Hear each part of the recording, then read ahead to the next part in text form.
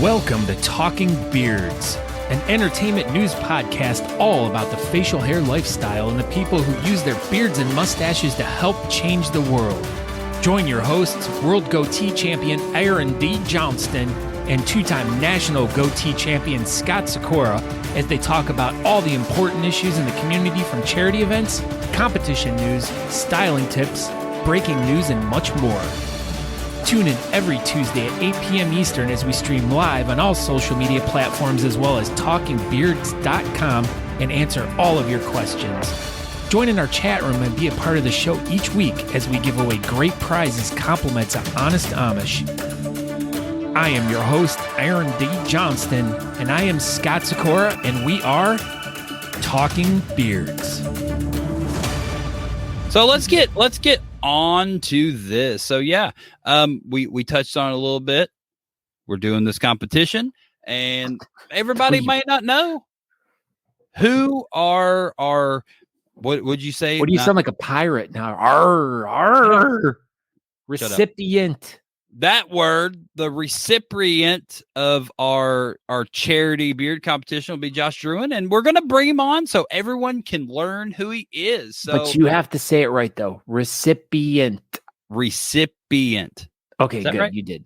All right. So, yeah. So tonight, from Louisville adjacent area, somewhere in Kentucky, we've got Josh Druin, and he's going to tell us all about his life, his kidney adventures, and his beard adventures. So here we go, Mr. Josh Druin. What's up, man? Hey, how's it going? Thanks. It's going well. I feel like we're dating. We've seen each other 2 nights in a row. It's getting pretty serious, I think. Oh my God. Yes. We're gonna have to braid our beards together, you know. What's up, Carl? Maybe. So, Josh, where are you right now? Louisville, Kentucky. Yeah. All right. I didn't lie. Pronounce Louisville. Home of the Slugers. Louisville, Louisville. It's Louisville. Like up, many Aaron. people say, like you have to say it like you have marbles in your mouth, but you know that because you're from there. Habit of putting marbles in my mouth, though. It's dangerous. Well, you have to if you're trying to pronounce where you're from. That's true. Like if someone's like, "Where are you from?" You're like, "Oh, hold on, I got to put some stuff in my mouth so I can't say it properly." Louisville. Yeah. So, just tell everybody, kind of who you are and what got you into this whole bearding thing. Let's just go there. So, what actually got me into a lot of the things that I'm into in life currently, or actually for the past 15, 20 years, was a Swedish heavy metal band called Monomarth, and so good. Love them. And, they had the beards and stuff. And at the time I was working at UPS, and I was like, you know what? I think I should grow a beard. And then eventually left that job. I couldn't at the time due to their regulations and stuff. But so I started doing that. And then I guess it was around 2012 or maybe a little earlier. I'm garbage at time and spatial recognition. But I actually, Whisker Wars was in its heyday and stuff. And, I'm chilling out here in Louisville. And I'm like, why don't I start a club? And so I had this little graphic I'd drawn up and stuff. Also, at the time, I would have not been able to socially be a part and or lead a club. So I was thankful as could be when, through looking at it, Derby City Whisker Club popped up. And so I was like, great, someone's already done it, And went to my first meeting very, very sheepishly. I was anxious and nervous. Because, it's just how you get sometimes. And I was like, you know what? Just go in. What's the worst that's going to happen? They're a bunch of weirdos. The bad kind of weirdos. I like good weirdos. But right, yeah. Went in and, now I've got some friends for life. And it opened up an entire world of travel and community and stuff like that. So I've always found that to be really endearing about it. And so that's definitely what got me into it, was a Swedish metal band. Swedish metal band. So were you already watching Whisker Wars? Like, did you watch it live, or is that how you kind of figured out about the competitive part, or did you watch it reruns? Or Yeah, I want to say it was probably on YouTube or something like that. I don't think because I knew it was on like a specialty channel or something like Mhm. that. And so, Independent Film Channel. yeah, Come on. the IC they make great stuff. But yeah, so it was kind of just one of those things where I was like, that's interesting. That's kind of cool. And of course, all the drama and stuff that went on with that, which I'm not too much into that aspect. But if I'm watching it on TV, sure, why not? It was Yeah, all I mean, real too. Oh, yeah. Yeah, it was all definitely none of it was scripted at all. It was all completely like just straight up real. Yeah. So you started hanging out with Derby City and when that was like 2012, 13 and in that time frame, right? And Somewhere in so there. so did you travel much with the club? Did y'all like all get together and travel around the nation or what did that look like in back then? So we definitely, I, with the group and of course the timing of it and stuff of when they had it scheduled, I had gone to a couple smaller ones, one out in Mount Sterling, Kentucky. Then there was a big one in Lexington. And that one was the one that really was like I want to do this. Like this is awesome because it was huge. They Do had you like a remember whose event that was in Lexington? uh, hmm. I was just curious, really. Yeah, I'm kind of. I remember mostly where it was at. But I can't remember It wasn't. who. It wasn't an early title beard event, was it? I don't think so, but I remember Beardalizer was real huge, and I think they sponsored it at the Okay. time. Uh, but it was like the Rockies, yeah, it's hard to remember, but it was just an awesome time. It was more that feeling that I got from it that I really took. I actually have a picture. I don't know where that picture is, but yeah. Uh, and yeah, it was that sort of spectacle and that the grandiosity of it that I was just like, this is cool because I'd been to a couple of ones in bars, which I love the ones in bars. Like, Right, but don't this was next level. This was yeah, definitely this was a dang award show kind of thing going on, like nice. massive. And so after that, I was like, all right. And then of course with Ryan, Pat, Jason, all the dudes and Melissa and all them they were all really into traveling and stuff, and before I started bearding I had not actually traveled that much outside of like Michigan, a trip to Florida when I was younger and stuff, but bearding took me to Texas, New York, which New York and Texas were both incredible experiences. Of course there's a lot more other places I want to go, especially internationally, but with time, that all has to sort itself out and stuff. So that New York event was that 2014 Nationals or was Yeah, it? that was Nationals in 24. There were 12 of us that rode up That's in a awesome. big passenger van. My younger brother went with me. Oh, Uh, those were the heyday of Oh yeah. bearding, man. yeah, hmm we were scaring people on subways because we looked like a biker gang, and Nice. then we'd like just be silly to one another, crack jokes or sing songs, that kind of crap, and like it just really they were skittish of us at first, but then they kind of like, oh, okay, they're just dudes, they're just nice guys that look mean. Yeah, that's the crazy thing about people with beards. I remember that when I very first got in myself, was like man, some of these dudes are scary looking, and Yeah. then they're not at all. Like I'm still scared of them. you're scary looking. You're one of them, Mr. Sakura. You're a scary looking dude. Shut your mouth. So you're competing a little bit. You're traveling around. I know you have some other interests. Did you travel around with other groupings of people that you were hanging out with, or was your main traveling just bearding? Yeah, that was mainly it. Like, Okay. because like everyone's kind of like I've never been in a band or anything like that or toured, but I really likened it to touring in a way because people piling in a car, piling it into a hotel room, going to these events, having a great time partying and just celebrating, and of course raising money for charities and stuff. So it really it was completely brand new to me. and it was just amazing. And it still is. Like I've with COVID and stuff, of course, that kind of got put on its brakes, and then midway through COVID, my kidney stuff occurred. So that's been so let's get into that. So what happened? Let's just point blank, like what happened? Yeah, did you you were wake fine, up, right? Did you like wake up like one day and all you're like my back hurts or you're peeing blood? I mean, like, yeah, what's this whole story? I mean, just because number one, like we want to hear the story, but number two, this is just good information for people to hear in general because they could potentially experience some of these symptoms or something, and it gives them like a test of like, all right, so this is what I heard happened to Josh, you know.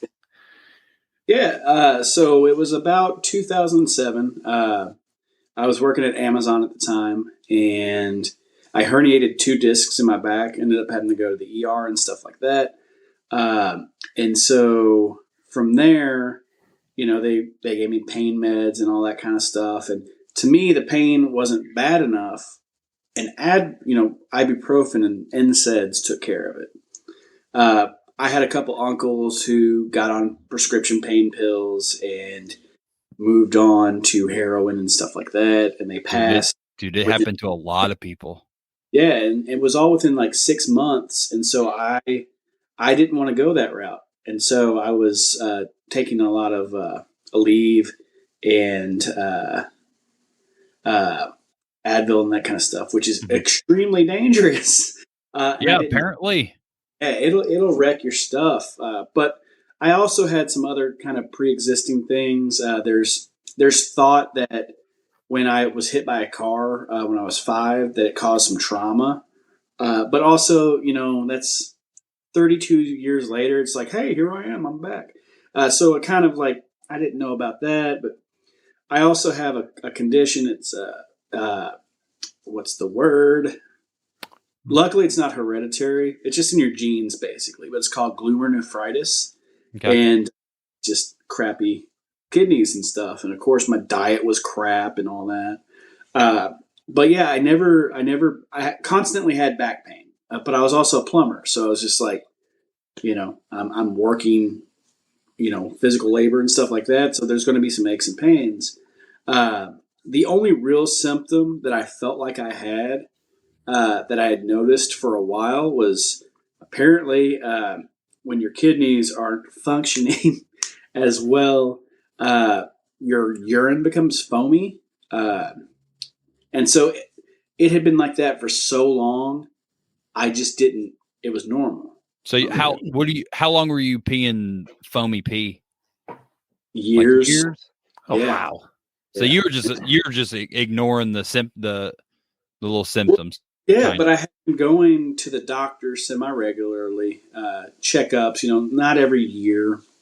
But that's the fun thing, though, too, is they're like, if you're a certain age, they don't want you to go to the doctor every year, which I think is insane. Like, just go, get checked up. Yeah, go get checked up. So that was occurring. That wasn't a symptom that I knew was a symptom and stuff. And so I didn't bother with it, kind of thing. And then cut to, I guess it was late 2020, 2021. See, I'm terrible with time. But anyway, me and some friends had gone to the Ohio Renaissance Festival. We'd spent all day out there, had a great time. And we got back to our Airbnb. We were staying in a little what are those little campers, Airstream. And, having a good time, sitting by the fire. So I get up and I go to, I'm feeling a little off. So I'm like, I'm going to go to the bathroom, And so I stand up and start walking. I get about 10 or so feet. And I just feel this wave of dizziness. So I take a seat and I'm chilling out. My friend's like, hey, you good? And I'm like, yeah, I just need a minute, Because I've been getting a little dizzy at work if I'd, been down on the ground and then get up real quick and stuff. And so I get up and I'm like, hey, can you all help me inside the trailer? Like, I'm just feeling a little off. I want to go lay down. And so My buddy Tim helps me into the trailer, and we're walking, and I feel fine all of a sudden. I'm like, all right, cool. So I was like, I got this. Yeah, you just And walked it off. You're fine now.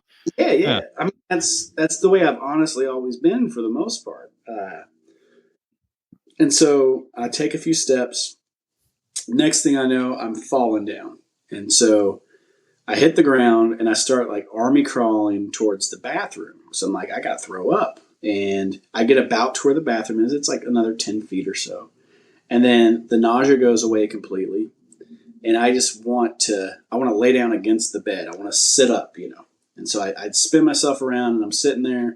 Tim's like, dude, are you okay? And I'm like, yeah, man, I'm fine. And then I'm good. Yeah. And I felt like in that moment, I felt perfectly fine. And so then Tim says I died because my eyes roll back in my head. My skin goes gray. My lips go purple. And I seize up, like not a seizure, but just like full body rigidity. Yeah. And so and he's, what the hell? And so I start making some like gagging noises. I'm throwing up inside of my mouth with my jaw clenched closed. God. And so like there's vomit coming out of my nose a little bit. And so he's like, oh no. So he runs over and does what you're not supposed to do. And he pries my mouth open. You know, that's how you get your fingers bit off. Right. But he was trying to get the barf out. Right. And so I come back too. Wow. Exorcist all over the place. And then, you know, like I'm not cognitive at that point in time. And so like when I finally come to, I look over at the puke and I'm just like, man, I got to clean that up, don't I? That was your first thought. Yeah. Cause I'm an adult. No one cleans up my puke for me. Right. I get it. But, he's like, should we go to the hospital, blah, blah, blah. I was like, nah, we're good. I just need to barf a little bit. I'm fine. So are y'all drinking and stuff right now? We had drank earlier in the day.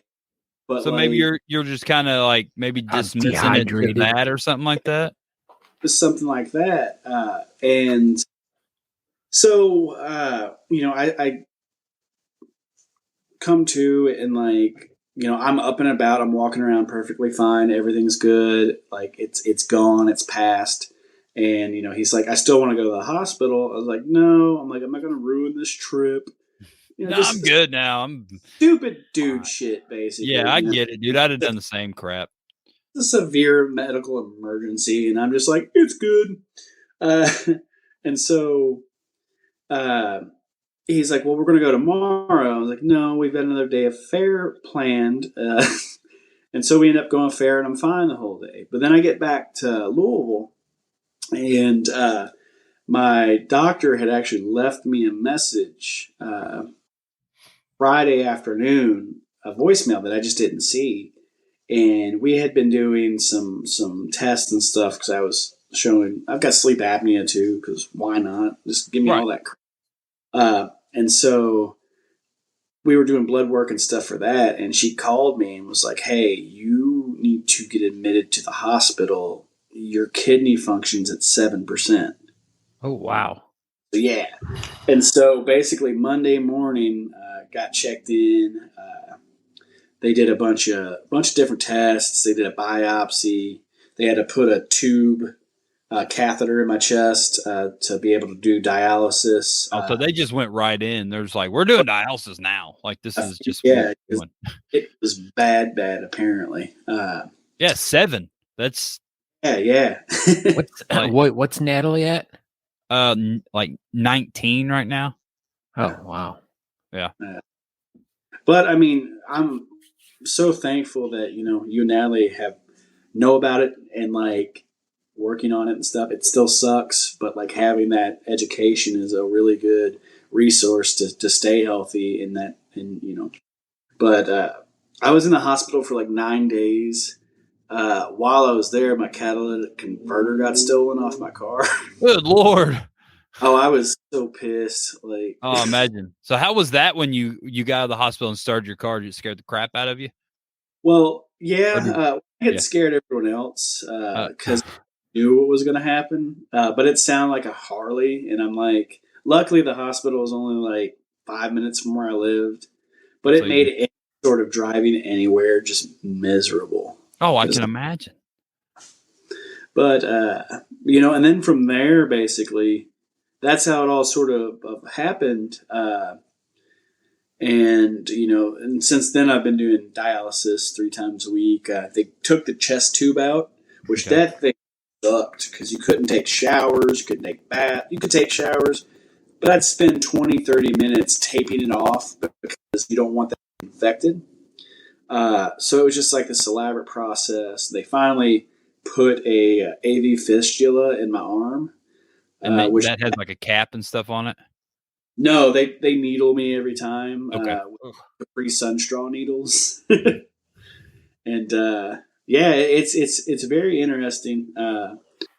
It was wild because I had actually done some work, plumbing work, at a DaVita dialysis clinic about a year before all this happened, and I just remember being in there like, man, this sucks. I hope these people get better, but I also hope this never happens to me. And then there you are. Yep. A year later. But yeah. So once it really kind of took off and you were already at 7%, you got out of the hospital and stuff, were you able to still continue working like normal, or that was it? You had to quit your job and stuff then? Basically, I went on medical leave right then and there, just because, especially when it first started and that chest catheter was in. Uh, I did dialysis earlier today. If I still had that chest catheter on, I would not be on here right now. Or if I was, I'd just be like, hey. So what's the difference between the two? It's not as efficient, and it is. It's just more stressful. I don't know why.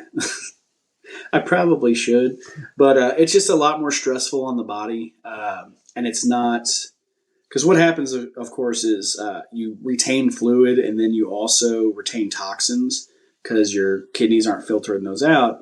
So it cleans better through the needles versus the plastic tube hanging out and stuff like that. So I kind of would have thought the installed tube would have done better than the needles. Right. The thing that essentially was feeding, I don't think it was directly into the heart, but pretty dang close because they went in like right here. Yeah, it was cool. His name was Nebuchadnezzar the Neck Noodle.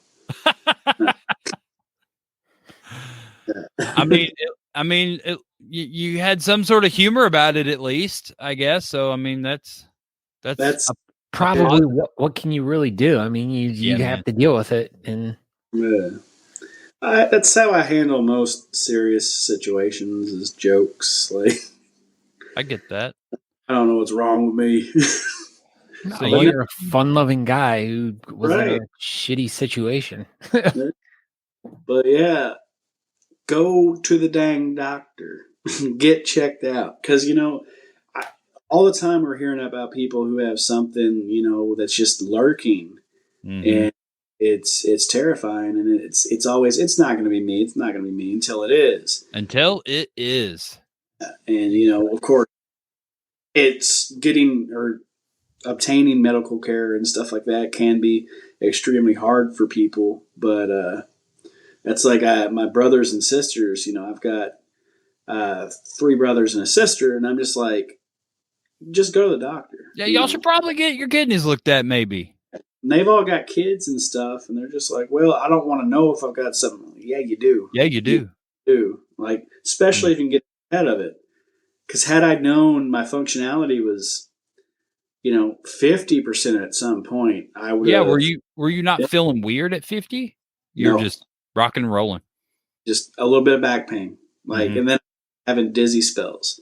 So a lot of the indicators of kidney disease, blood in the urine,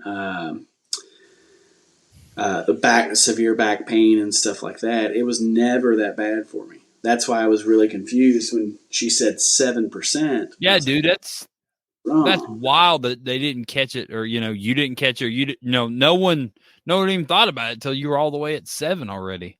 Yeah, Like, man, that shit's crazy. it really is. It's So what's your current percentage right now? I think it's still 7-ish. Like I get my doctor comes by and stuff like that once a week, and we chat and that kind of stuff. And so there's not been anything like that, any drop, which I assume they would let me know. I think next time I see her, I'm going to ask her. But it really comes down to trying to make, and I had been already trying to make healthier decisions, cut back on the booze, crappy food, and that kind of thing. But once all this hit, it's luckily the main thing I have to avoid is like overly processed foods, which we probably should anyway. Yep. And then a lot of effects, which that sucks because I love ice cream and cheese. So it made you lactose intolerant? Oh no, I've always had like a weird situation.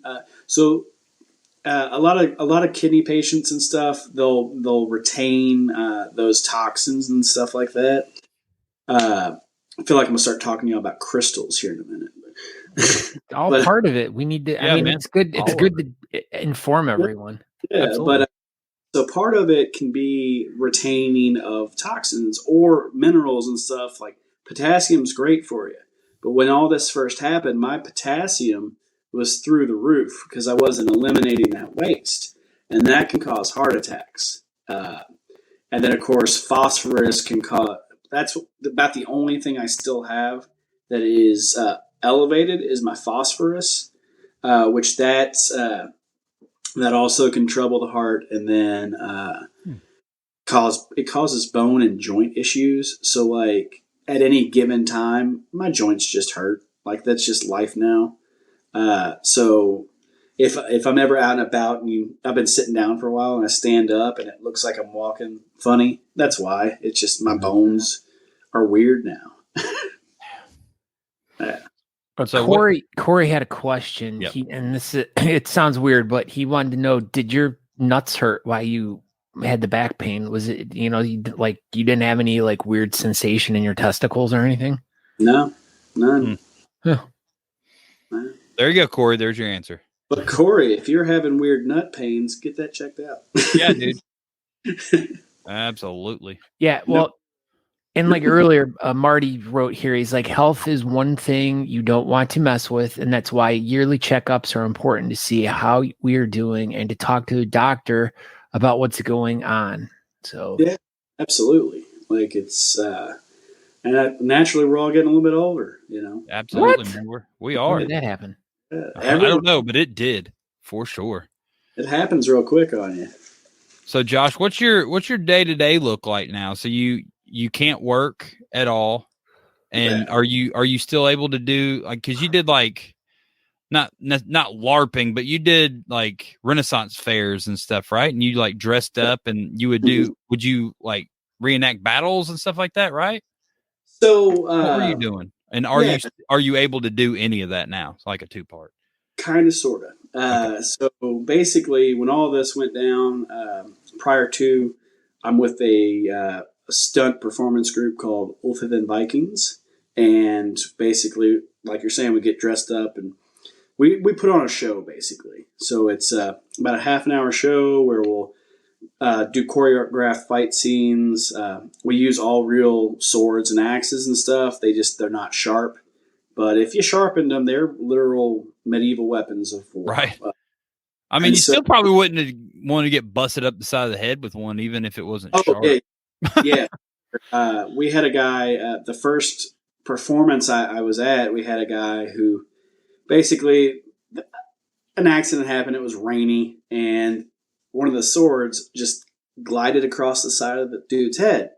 And so, that kind of stuff happens, especially with weather. And so but we rehearse everything. We have safety guidelines, but mud's tricky. It can cause your foot to move and your whole body to shift.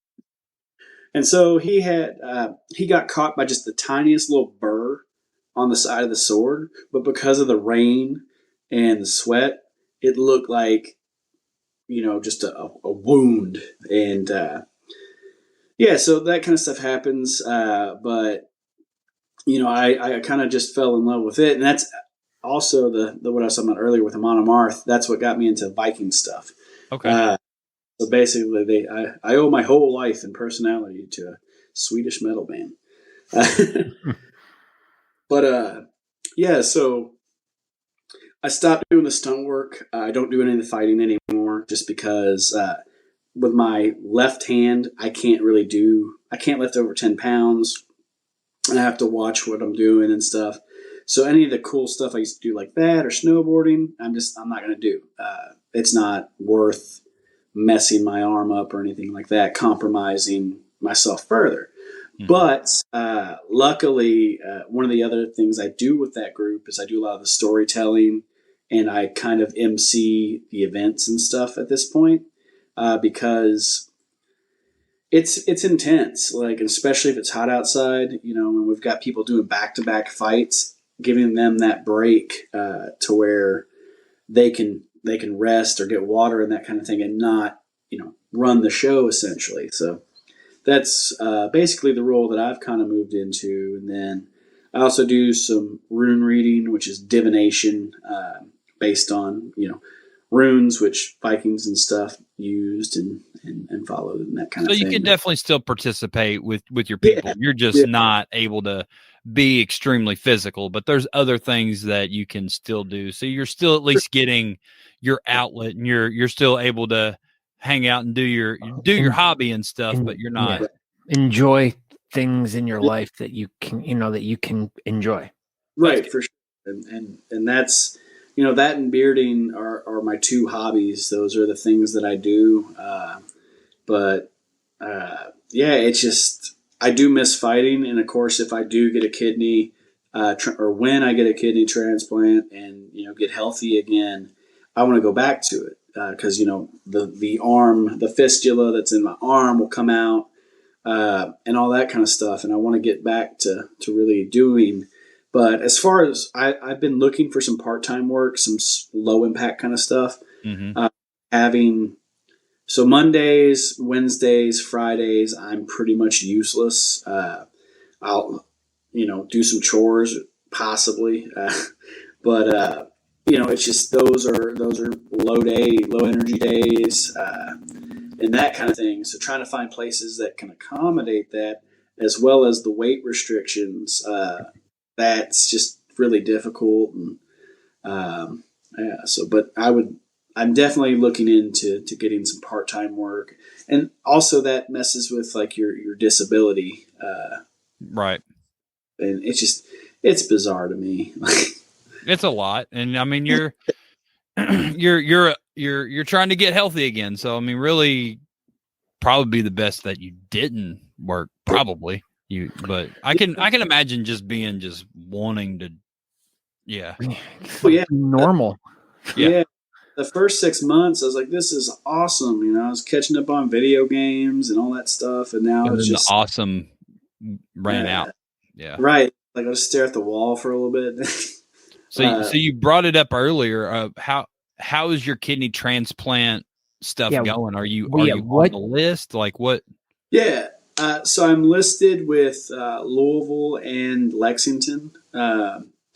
And then I've had a couple people who were interested in being living donors. So I thank them very much. Compatibility can be difficult. Extremely, and that's they explain to you. But I'm listed. And so, it's kind of like the main reason why I wanted a living donor was, they're living, because unfortunately, deceased donors are from people who have left this world, and their family. Those kidneys don't last as long either. From what I understand. Yeah, living is better, but the deceased donors are they've gotten better, just because advancements in compatibility. They really want to make sure that you are a match. And that starts off at blood type, and then they do some other markers and stuff, and it's very scientific now and stuff, which is extremely. Yeah. But yeah, it's a waiting game basically. And it is what it is. I would feel very fortunate to receive a deceased donor kidney. But it's just kind of just waiting. Have they given you any indications on, about your kidney or about the transplant stuff, that if they been like, well, you're a little young, so maybe you're, what have they given you any type of timeline when you might get one, or they just don't know? Yeah, it's like 1 to 7 years. That's it. Yeah. Yeah. And it's kind of one of those things that, it's just, you just have to respect it. It's, there's not much you can do about it. But in the meantime, it's pretty stringent too. Like, I've never smoked. So, people that smoke are pretty much ineligible. There's the word to receive a donation kidney. Huh, I Because didn't know that. smoking is really bad for your kidneys, as well, of course, your lungs and a host of other things. But it does make you look cool. Yeah, man, that's the most important part. You're freaking cool. Right. Freaking cool. But yeah, it's there's a host of things. Going to treatment, making sure that you stay your whole time. There's a whole bunch of different things, and my technicians and stuff, they adore me there because I'm nice and polite. Some people have been in there for years, though. I like to think I'm still going to be chill about it. If I'm there for multiple years, but it's hard. Like especially like for folks that are, if you're diabetic and stuff, that makes getting a kidney really difficult. So it's just like, I get why, some of these people are as upset and angry as they are, They're just aggravated, Yeah. I could only imagine, like, if you're like, all right, enough's enough. We're getting pretty aggravated. Get me a kidney here. What are we doing? And Right. I'd be aggravated for sure. Cause it's like work, but worse, cause you got to go there. I do my session is from like 12:05 and it runs 3 hours and 45 minutes. So it's kind of like having a part-time job. I have to go to and stuff, but I'd much rather be around than not. So I'm gonna go do. You and Natalie can do a show called Talking Kidneys. Right. Talking kidneys. Yeah. I mean, good. Right. Yeah, it's Wow. been an interesting process, and when I do finally get a kidney, I'll be severely like immunocompromised for about 3 to 4 months. So I'm probably just going to disappear for a little while. Mm-hmm. Like I won't be going out and doing much of anything. But once that time passes and that compatibility really starts working well and stuff, I can get back to doing things. We're going to see you at every single beard competition. Right. It's gonna be wild. I'm gonna be and then you can shave back into a goatee again, so then you can have the most prestigious facial hairstyle. When you looked the best. Absolutely. It's just like, remember man, back in the day when you looked really good and you had a goatee. Gosh, those were the days. Yeah. So the reason why I had the goatee was I just really liked shaving, like not the whole beard, but it was just the flats of the cheeks, and I'm just like, I like this. This is nice. It's therapeutic. It's relaxing. But I don't know. I do like the chops. No, you don't. None of the women in my life like the chops, though.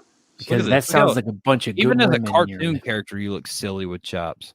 But I also awesome. I look like I'm going to sell you a car. Like, I guess know. I'm not buying that car.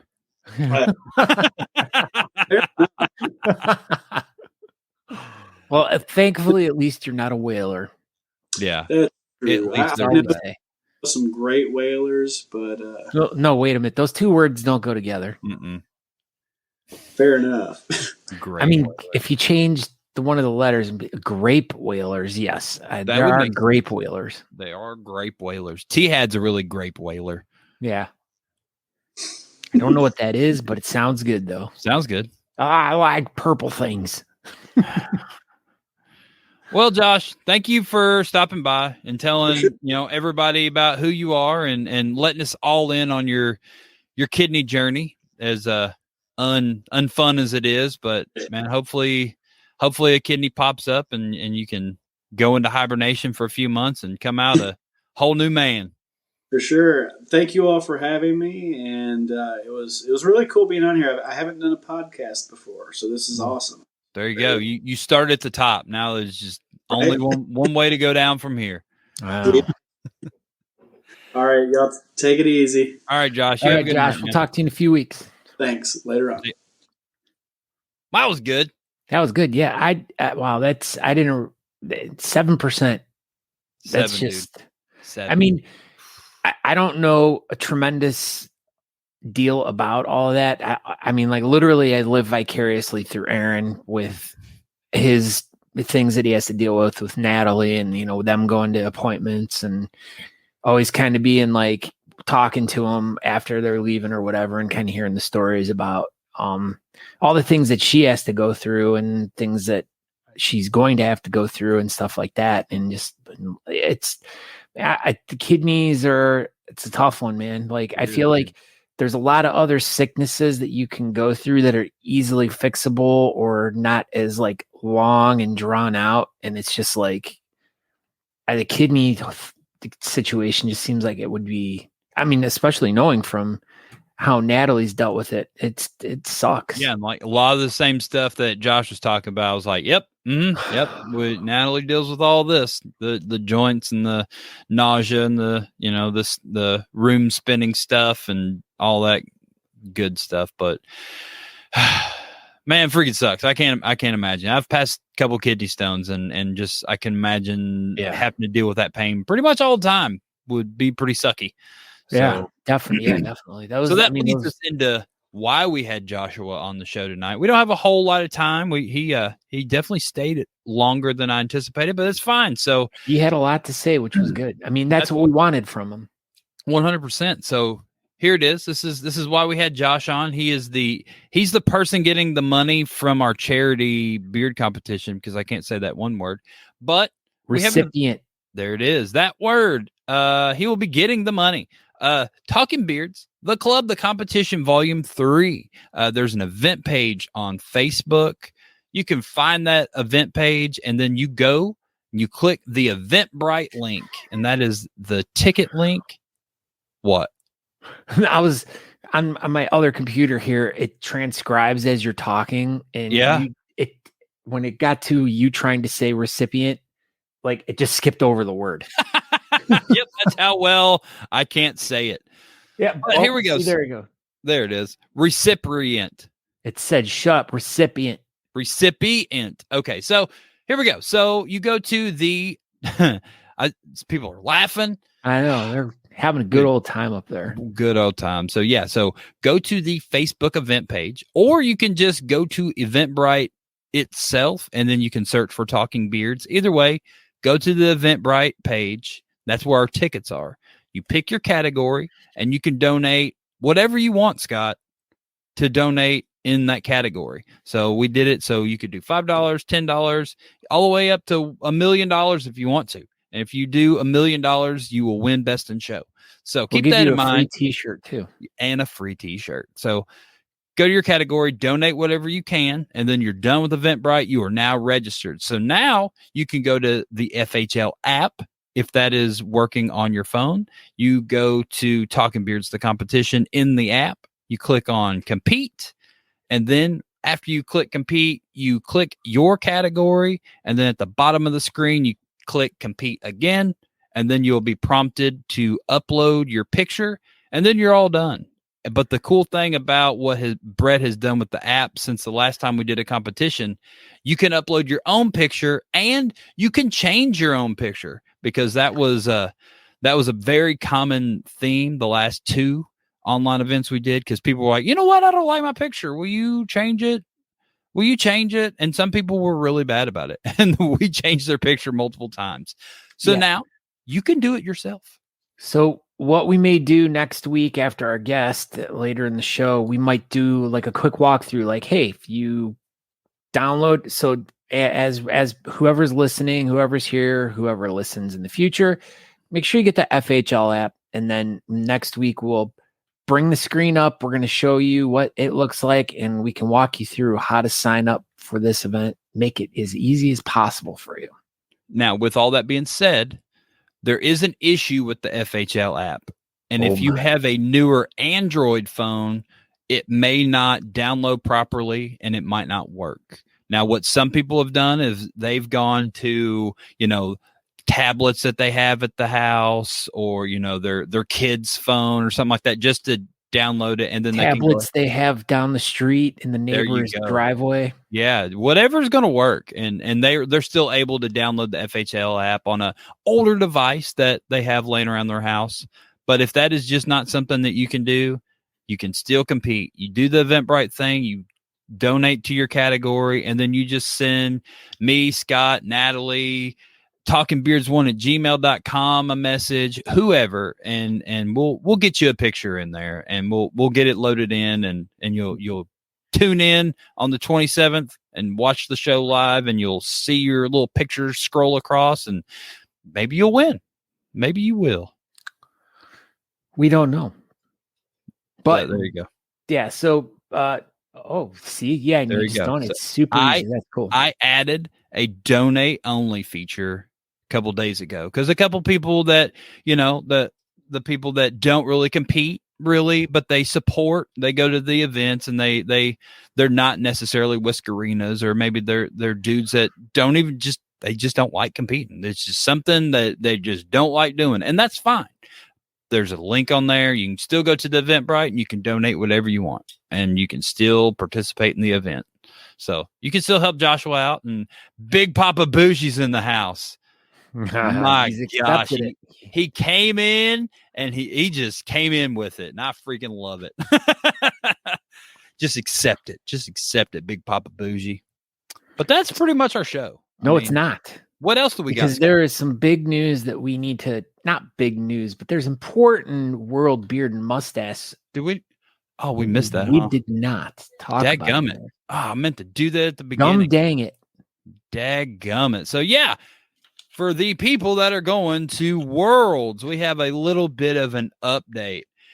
I just wanted to kind of touch on something.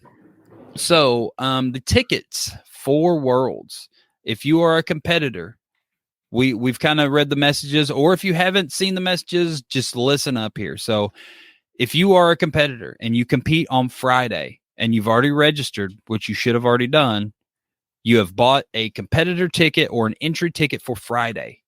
So if you are competing on Saturday, it'll be the same thing. You have bought an entry ticket for Saturday. So that means if you want to go to the event on the next day, you are going to have to get a spectator ticket.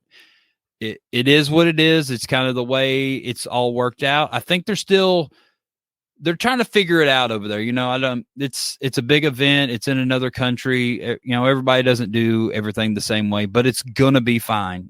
Everybody, if you travel across the world and something happened and you couldn't get the spectator ticket or whatever, they're going to figure it out. They're going to surely hold some tickets, and everybody will still be able to get in. So just don't freak out. We still got a month or so to get it all hashed out, and they're definitely working on it. And if you do not somehow end up with your spectator ticket, I'm rest assured you will still be able to get into the event.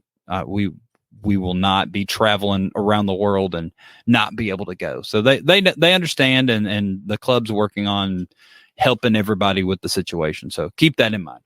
Thank you. Thanks, Scott. I forgot. Grape Ape. So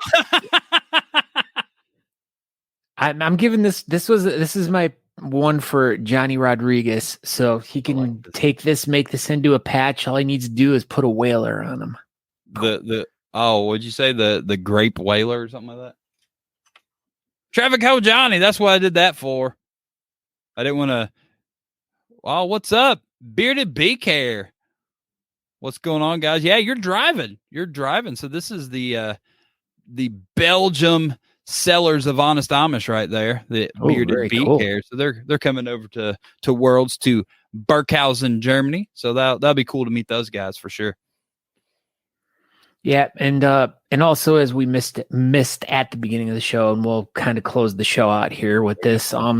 As Aaron just said, the Honest Amish distributors. But if you are in the market for some really great new products, or if you have already used them, go over to honestamish.com, and when you fill that card up, enter the promo code Talking Beards, and it'll give you 15% off your entire order. And if you order over $35, you will get free shipping domestically, meaning the pretty much continental United States.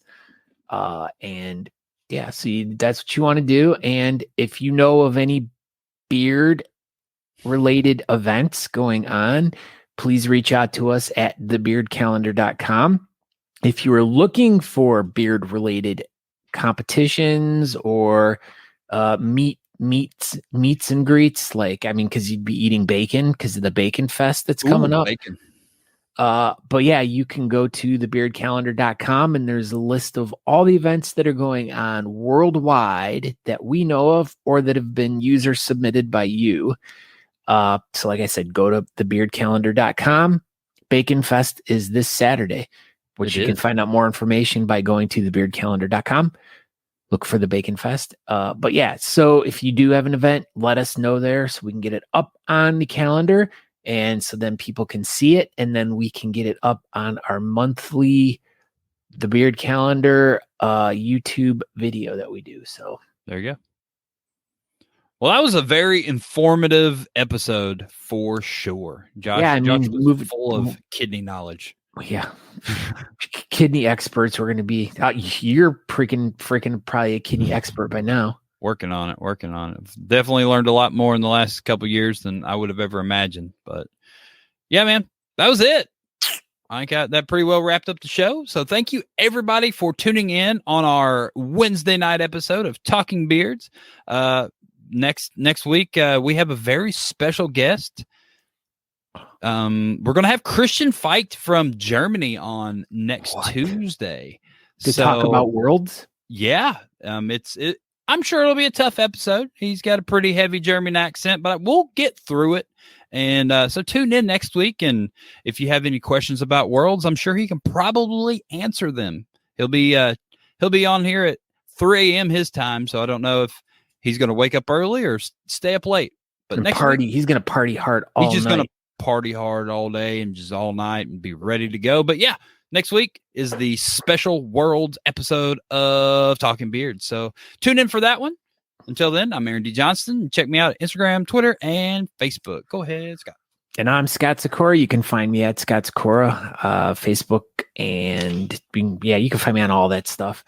Make sure you go find us over on Facebook, Talking Beards, that is, and follow us over there, and or YouTube, so you can watch our show live every Tuesday at 8 p.m., which would be the normal time. But yeah, you can check out all the older shows and stuff. But if you want to check out more about Talking Beards, go to talkingbeards.com, and you can watch the show live over there, as well as check out all the other cool stuff. So thank you everyone for checking in. Thank you, Josh, for stopping in. Looking forward to hearing about Worlds next week. It sounds like it's going to be a really awesome episode. So make sure you guys all tune in Tuesday. So we thank you. That's it. See you next Tuesday. No, that's rude. Okay, bye.